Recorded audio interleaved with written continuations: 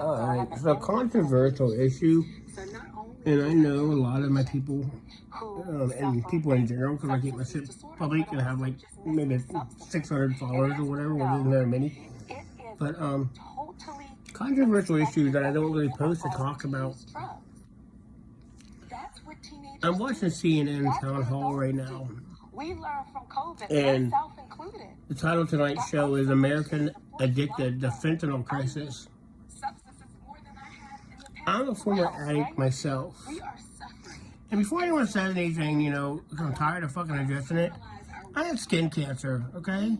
So not only have I been on dialysis for 16 years, basically, just trying to fight to stay alive with that bullshit, I had skin cancer because I'm addicted to tanning, because I'm fucking short, fat, ugly, old, white, Irish, pale as fuck, and tanning makes me feel pretty, makes me feel good, and with all my scarring and everything I've gone through, makes me feel a little bit better about how ugly I am. So I go tanning. And I know I'm off topic real quick, I'm just going to address it because I'm tired of the stigmatism of people not saying anything and questioning me. But I ended up getting skin cancer, and I had a sore here, you know, it was, my whole entire eye was swollen at the time because it was just melanoma cancer. It is what it is. I mean, I don't know how to fight it. I mean, I'm fucking uneducated. But I had to have a surgery with laser thing to remove it. So I don't have this permanent scar, which is why I still go tanning, hoping that one day I can tan enough to I'll cover it up. But my luck, I'll probably get cancer again. But whatever. And I don't know how to wear makeup to cover it up, and then it'd probably look weird anyway, which I already do. So I don't like looking at myself for that reason, so I try to keep the camera away so people don't look at it, so they can have a conversation with me without, you know, thinking, hey, God, type of thing. And I look rough because I just woke up again. But tonight's show is American Addicted, the Fentanyl Crisis. And they're actually debating whether or not we make it legal to do certain drugs and to have a place to go to do those drugs. Now, I'm going to cut this off and make a new video so I can post them. Actually, fuck it, we're just going to keep going, and I'll upload it to my YouTube channel. You can check it out later.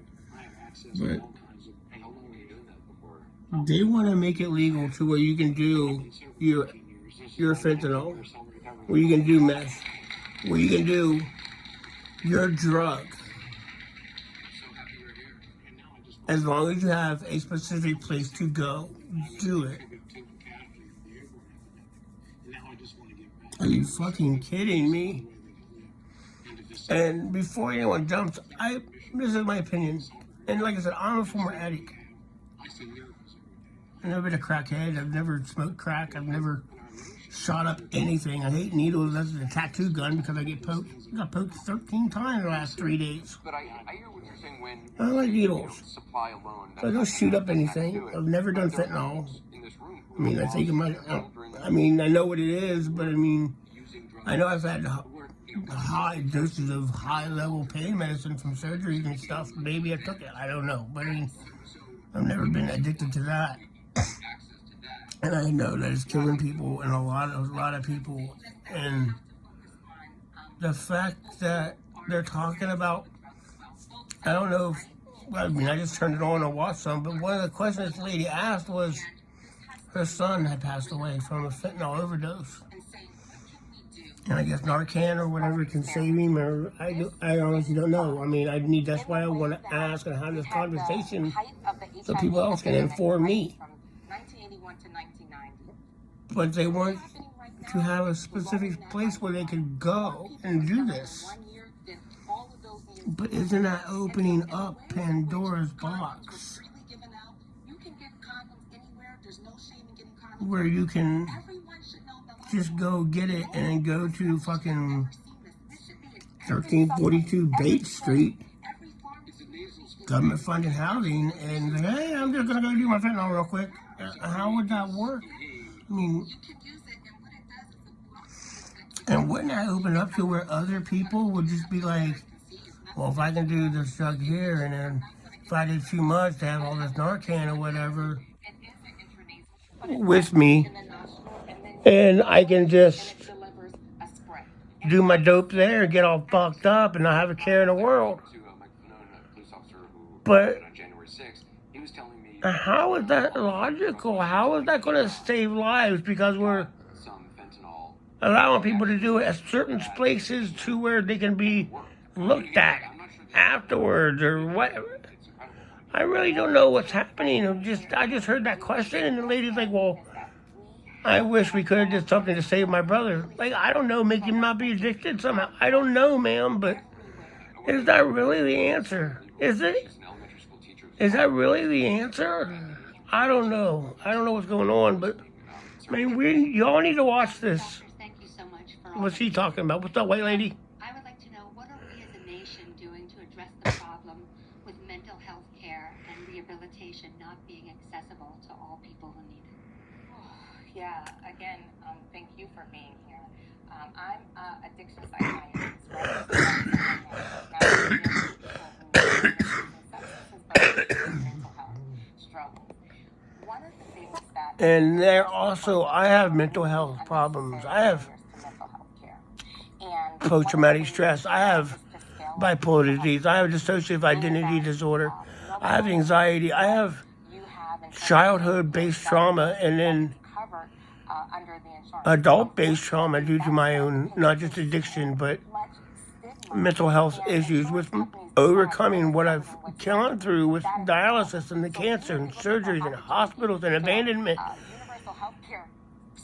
And I don't get anything from nobody.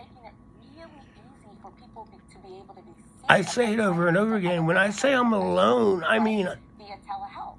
So now what's happening is that you have to have an in-person visit. That's what I mean. I'm fucking alone. See someone via telehealth, and we want to make sure that what 100%. I have nothing in my life. That's why it was so easy for me to become addicted to something, because it took me away. And it made me feel like I was okay. And maybe sometimes it made me feel like finally I'm going to die now and I won't be alone and I won't be in pain no more. And no one will have to worry about me because I won't be here. So I'm going to be relieving stress off of them. That's what made me gonna become addicted. Because I was trying to find something that loved me, or I loved that could take me away from everything else I don't have. First of all, thank you so much for what you shared, and again, I also send my condolences. Mental health, addiction, and a lot of it goes hand in hand. A lot of people don't become an addict because they're an addict, because it's the thing to do. A lot of them become an addict because something happened to them to where they got put on their medicine, maybe a car wreck, maybe they hurt themselves, or maybe they're with their friends one day and their friend has some, and you try and you're like, wow, I'm high as fuck and this is great. And for that time, nothing else around you hurt you. And man, that's an amazing feeling when you can be there and be high and just be lost and not care, not feel, and just for that moment, everything's great, and all you want is that moment again, and you get it, and then bam, you don't know the world without it. And having mental health issues, you're already thinking the worst case scenario. And getting that drug and getting that dope gets you away from that feeling. So mental health an addiction can go. And I would honestly, if my and my life go hand to hand, I don't think if I had my mental health issues, I ever would have become an addict. No, I'm not an addict now. I'm not addicted to anything now. I don't do coke no more. I don't pop pills. I don't do Xanaxes. I don't do any drug from Big Pharma or Little Pharma or Little Ray Ray down the road. I don't do any of that. But at the same time, you can say I'm addicted to weed. I'm addicted to vaping my weed pen and my gummies because they also relieve my pain and relieve my stress, relieve my anxiety. They put everything down to where I don't constantly think and worry and cry and hear a song that reminds me of the time of when, or drive by a house that I remember when. And I can function. I've been smoking weed since I was 15, so 34 years of my life I've smoked some kind of weed. And the last half a decade, I've done edibles and gained my life back. And it's like I traded one addiction for, you can say weed's not addicted, but, if you have to have something to make you feel better about yourself, it's an addiction. Just like shopping. Just like porn. Everybody has that something about them that will make them feel better.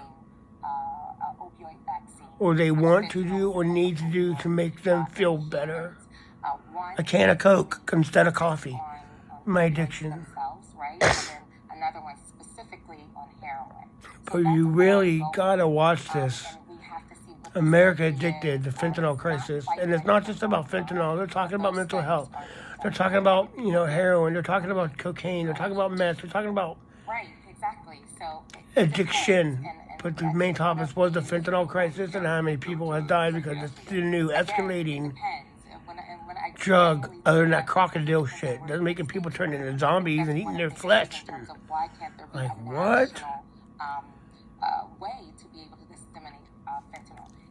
And being a former addict, living the life I've led, I have seen things that I wish I didn't. And there's a lot of things I see on TV, like even in TV shows too, where I'm like, man, I can't believe that happens. But because you don't want to believe it. When you're walking, like when I lived in St. Louis, neighborhood was good neighborhood we lived in, but across the street was like going to a different culture, a different world. And you've seen the effects really of the homelessness and the drugs and the things that you see in like TV shows. When you're from a small town like Zanesville, Ohio, like I am, you don't see this shit. We'll see hookers or whatever, but we don't see people walking around flat out, sprung out, like you see in real life. And people think that where we live is so rough. Bro, we live in a fancy, rich-ass suburb compared to other places I've visited and seen in my life. And this isn't even the real world, Zanesville, Ohio. We're a big town, but we're a small town with small town problems, small town crime. We don't have drive-by shootings.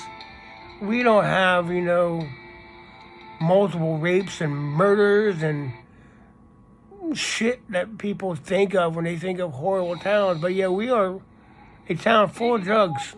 Full. And you wouldn't know when you just drive by it because we're like in your past. But man, this world is going nuts, man. It's going crazy. And now they want to make it okay for us to do that and just go do a drug somewhere and try to control it. I've noticed that once you start boxing things in and controlling it, That's when it gets out of hand, because now all of a sudden that box is expanding. And now all of a sudden there are people that are in them boxes that are trying to stay hid. Republican senators also Now they're jumping out that boxes and BS. realizing they ain't got to be hid no more. Why doesn't Fox support police? Also, Man. Michelle Obama talking about the day she moved out of the White House and why she sobbed uncontrollably. Man, we got to love each other. And then we went to Andrews Air Force Base. We got to support one another. We got to stand beside one another. We got to... Those doors shut. I cried for 30 minutes straight. We got to be good people, man. Because that's how much we were holding it together for 8 years. And now we're... In my panel, we have with us former Congressman Mondaire The Jones, 4 people that was one of our favorite kidnapped from Mike Brunette, South Carolina and Mexico. Now they're dead, and drug cartels are doing this, and they're talking about we should just go in and find the houses, drug houses, and blow the houses up and kill the drug dealers. And to hear what they endured. I have no problem. Go kill those sons of bitches. I don't give a fuck. On what happened to them? Were they fired? But they killed 2 of them, and the other 2 are alive, and now they're back. But they killed 2 people for no reason. Granted, it happens all the time because people are crazy, but do you really honestly think that if you go and you take out the homes and the labs of the drug dealers, that all of a sudden that stops it? No. You know that makes it worse, right? Because when you take out one person, you gotta believe, you gotta know that once they're gone, they have people under them. Now the people under them are fighting for that top spot. And that's going to create another drug war, which will create multiple heads. And now with them people wanting to take over the top spot, someone's going to take over their spot, which will take over their spot, which will recruit others to come in and help them do their more spot. So you take out one and you add 2. Doctor's office for this surgery. Like even in our small town, you take out our highest and our highest drug leader in our town. And Allison, that's where you see Well, the person he sells to is going to try to up his game. And you got to believe he had some kind of contacts too, where his boss had contacts. because they understand. But don't you think now he has a rival too? Services, the U.S. government, the FBI, their intelligence. You take it away one and you add another. Now you're multiplying it. Now you have more people trying to do more. And now they want to get more dope because they don't know when the next base and shipment will come in because this one guy got taken down. So now there's a fight and turf war over the drugs that you guys took off the street because now they need to make even more drugs, which means they're going to lace them with even more fentanyl and lace them with even more things that are deadly. By the Mexican government in this wooden house. We're never going to win this war. By a single member of the cartel who's now in custody, but it appears All we're going to do is make it worse. We're going to have to get these people back because this is very bad for business. And that video, John, that we watched, we can't lock our borders down to where even we as Americans can't go somewhere for a vacation or whatever and just live a life because we're going to be afraid that we go there and not come back like these 4 people. Look at this shit. They realized that they were Americans and that this had gone horribly wrong. Why were they moving them around to safe houses and guarding them? I mean, what was that about? So look at that video. I mean, what you see is you see members of the cartel dressed wearing bulletproof vests, tactical vests, out in the open, carrying arms out in the open. And look, no one does anything. What are you going to do, they say, right? I got an opinion like this. You got a bulletproof vest on, but you ain't got a bulletproof fucking face. There's the state police, there's the federales, but they control that area. Your face ain't bulletproof. More guns and more money behind them. So I'm just saying, no. as the surrogate government in that area, loading Come on, people, we got to do better. dying bodies, wounded bodies, My opinion don't matter, and I'm a statistic in itself because I'm just a kidney talk to their superiors and sort person. I'm no one special. out the reason I'm going to die, and I'm just going to be another march do not in the government's is because failed experiment. no illusion about who controls that area. Okay, so of organ donation because I can't even get one because I'm not deemed good enough to have one. So, Congressman, how should the U.S. I'm too high risk to get a kidney, and now my health is so bad that they wouldn't want to give me anyone because if it don't work, I'll die. I'm going to die anyway. I'm halfway dead now. I'm a statistic. If I die today, tonight, there's no wood around to knock on. Graham crackers are brown. That's kind of like wood. But if I die tonight, it doesn't change the fact that tomorrow somebody else will just be doing my dialysis. My doctors will still be getting paid. Somebody else just slide right into where I normally would have been. For almost a dozen years going to my clinic, I didn't even have a name. I was chair 24. I wasn't my real name, Jonathan Bishop. I wasn't even my nickname, Nate. I was chair 24. After yesterday's fiasco, when I walked out of the hospital, and they had called my doctor, and the people that work for him, I forget what they're called, not their nurses, but their understudy person, I don't know, right out of my head. But they didn't have time to come see me when I'm crying and freaked out and just want to walk out of here. They didn't have time to come see me because they had a consult with a new patient. You have a consult with a new patient. You need to tell Mexico you're harboring all along. You're giving them safe havens. Right up above you is a patient, a friend, because that's what we call each other. We don't call each other patients no more. Well, me and a couple of the doctors.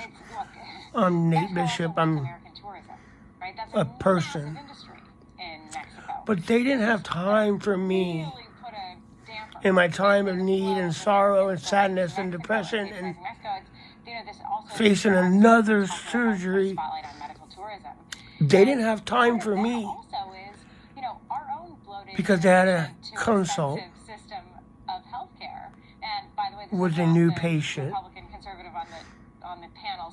Probably the new patient 24. But what I am saying is, if our healthcare wasn't so expensive, if we could actually get to the crux of the problem with the healthcare marketplace in this country, because I'm just and all the rest, a number. Maybe we wouldn't have the largest export industry of medical tourism in the world. I'm just a statistic. I'm just another failed experiment. Bandages just coming out of surgery. I'm just another person whose fight was over with chronic kidney disease. But you can get what you pay for sometimes, right? I am just one of the 180,000 plus people who wish they could have a kidney transplant, who never got the chance to get one, who died. These are Americans. These are also Black Americans.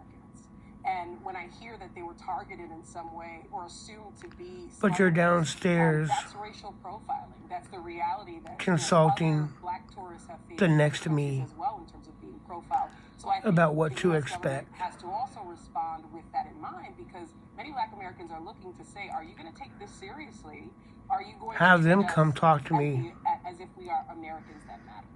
I'll tell them what to expect. I talked with a friend that's been 30 years with the FBI. They're concerned. If you have any questions about what it's like, we just talked about this is a de facto talk to me. How can you trust the intelligence you're getting? Don't ask your doctor. Counterparts as FBI agents will Don't ever ask your doctor what to expect when you have a chronic illness about what you might go through. Don't ever ask them because they don't know.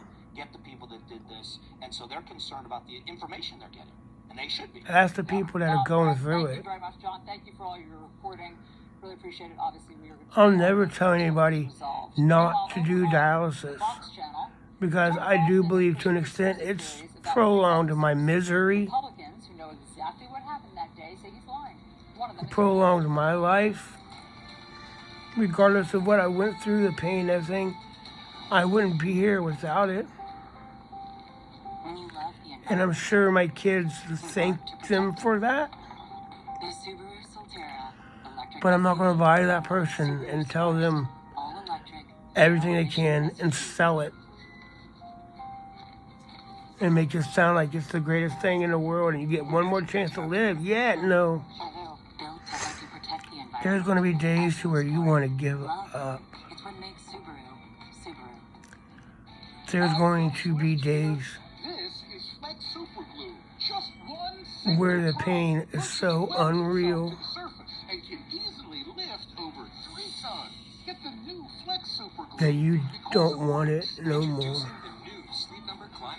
There's going to be ups and downs and trials and tribulations and all the dumb cliches people put together to dramatize everything.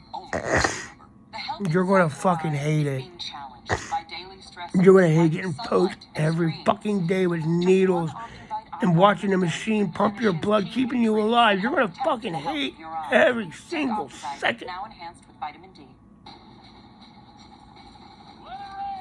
But when you're done and you're outside or you're in another room or somebody, you see someone, you wouldn't have that opportunity if you didn't do it. Consumer Cellular for 5 years. Consumer Cellular gives you all the same features that these big companies give you. What you get for the cost is. We went off talking about the fentanyl thing. Why would you pay more when you can get unlimited talk and text with a Guess that's what I get for not having my mind right myself because I don't do anything for my own mind. I don't take their drugs no more. Prices are staying low. I don't go see my counselor no more because you don't want to relive it. Tommy Copper knows. You don't want to rethink it. More than back and neck. But pain is And obviously I'm in a hospital, so I've been able to it encourages smoke weed for a couple days, a week, damn it. and back. I haven't had none of my edibles or gummies because I'm in a hospital and I ain't got no fucking people in my life that'll go get me some, even though I For men and women to fight back. have a fucking place to get them. TommyCopper.com now and learn how I got a shop to go get edibles to make me feel better, to numb my pain, to ease the memories. Marriage, kids, college, kids moving back in after college. But I don't think Here's to getting financial. we should have a spot, a place for someone to go do fentanyl your most brilliant smile. in a safe environment.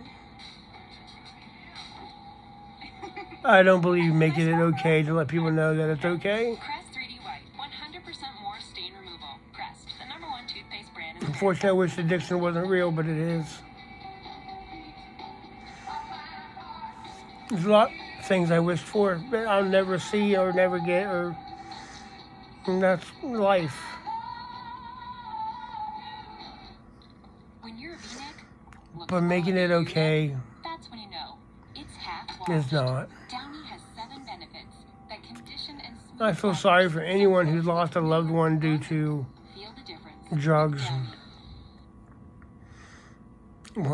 Four people who I considered Tucker Carlson tonight. He's very, very close friends, and and the police who my fought best to defend friend the and Capitol and our lawmakers. one of my best friends I ever. need to talk about this, but A first brother. we'll bring in former Congressman Adam Kinzinger, My who served on the January 6th committee. godson, He's mother, senior political commentator and honorary and his father chairman both of the passed away from drugs PAC. Congressman, thanks so much for being here. You know, before he even graduated high school. police. Number one, he claimed that he This vetted all addiction's horrible. videotape that he played last night with the Capitol Police. We They gotta came do out something, and they said man. That's a lie.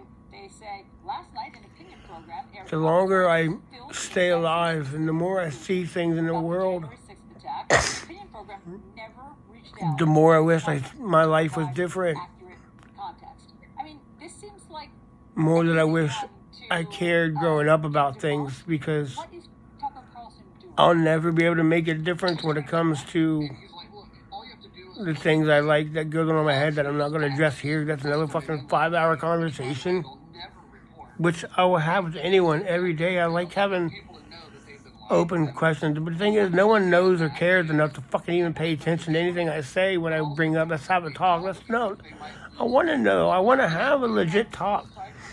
I want to be able to open up my phone and go live and ask a question and have a conversation with people and see what they think. I want to learn more. I want to know more. I want to feel it. I want to make a change, and I know I probably never will. But I want the rest of my life, like I've been doing, I want it to mean something. That's why, even though my videos are basically dumb TikTok videos or just me, talking about whatever, I'm hoping that some things I say or something that people see I've done or a video I've made from a Dallas video or just a video of me and my son playing a game, that people see that love is the greatest thing ever. The love I have for my son, the way he's the best thing in the world to me, or the way they see me go through dialysis and talk about it and try to inform people about, organ donation and how we can help each other. And I hope that when I die, people look back at my dumb videos on my YouTube, on my Twitter, on my TikTok, on my Facebook. That's why I have them out. And they're like, God, Nate's a fucking weirdo. He's all over the place. But there'll be a video, one place, one way, somewhere, that I make that affects somebody. That makes them see the world differently, maybe see themselves differently, and help somebody in any capacity positive. That's why I do it. Even my little Stay Toxic, videos talking about how women act according to what I've seen growing up, or how men are, sports-wise. They're going to see this like, man, I don't always agree with Nate in a lot of his videos, man. He makes sense sometimes with just how he's saying things. Yesterday, when I was having my conversation with my nurse, and much respect to Jerry Durr, I love you, girl, thank you. She's a great nurse, and she always treats me with so much respect, and I made her cry. Congressman, what do you think of all that? Well, I'm glad you're speaking out.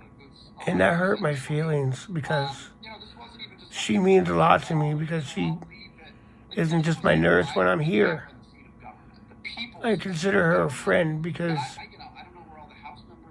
you see that this woman is a very caring woman, and I mean, she means a lot to me, and it hurt me knowing that I hurt her. But at the same time, like I was trying to tell her, I wasn't mad at her. I'm mad at the system. I'm mad about how it works out, how life is, how I feel. I try to get out how I feel, how I see things, and I know what I say and what I see is not maybe the right answer, the right way, or I know I don't have all the facts and all the answers, but nobody does. And everyone has the right to their opinion. And when it comes to you yourself specifically, nobody has the right to tell you that what you feel and what you think and how you see your life compared to how people treat you is wrong. I know how the doctors make me feel. Like I stressed more than once, I'm a number chair. I'm chair 24. I'm a statistic. If I die, they might feel sorry for me and my family because they know me after, 15 plus years or whatever. The life is going to go on, and me not being in that chair today, somebody will be in that chair tomorrow. I'll just be another statistic.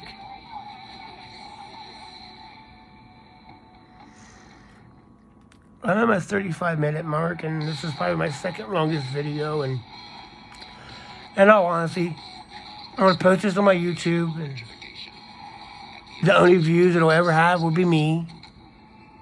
When I come back and watch myself, no one's going to comment. It's probably never going to affect no one. I post this on my Facebook, and I guarantee you not a single one of you, talking to my Facebook friends now, not a single fucking one of you will watch this whole thing. You might get bored and watch a minute or two, but as soon as I say something that bores you, you're to leave. Because that's me taking too much of your time. Which is exactly why I don't tell people when something's wrong with me. Because it will lead to 36 minutes of your life that you can't get back. That I wasted your life.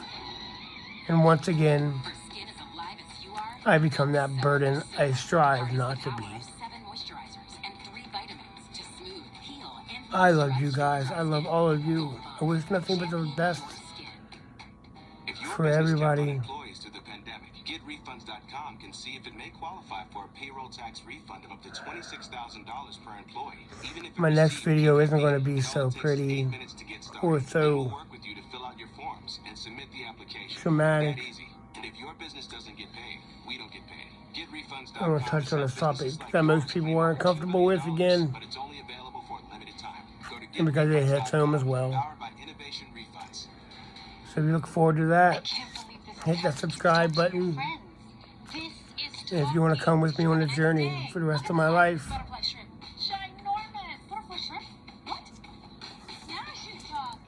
it'd be obliged to. I mean, if that's a word. I'm lost right now, but don't have the script. This is all free head, thinking. And none of this is written down. None of this is thought out. It's just me talking. If you want to follow me and come along this journey with me and see what I'm up to, and maybe sometimes laugh, maybe sometimes cry, but maybe, just maybe open up your eyes a little bit and see things outside of your own box. And there's nothing wrong with you being in your box. I like mine too. But hopefully something I can do can make you smile, make you laugh, and make you think. I love you guys. And until next time, thank you.